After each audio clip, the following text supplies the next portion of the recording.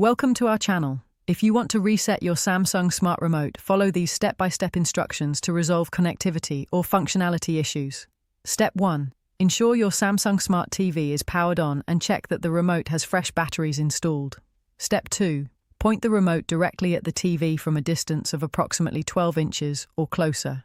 Step 3. Press and hold both the return button and the play-pause button simultaneously for at least 3 seconds. Step 4. Watch your TV screen for a pairing message or indicator that the remote is entering reset mode. Step 5. If using a newer Samsung remote model, try holding the back and home buttons together instead for 3 seconds. Step 6. After releasing the buttons, the remote will attempt to repair automatically with your TV. Wait approximately 10 seconds for this process. Step 7. If the remote doesn't pair automatically, remove the batteries, wait 30 seconds, then reinsert them and try the pairing process again. Step 8. Test the remote by pressing various buttons to ensure all functions are working properly. If issues persist, check for TV software updates in your TV's settings menu. Don't forget to like this video and subscribe to our channel.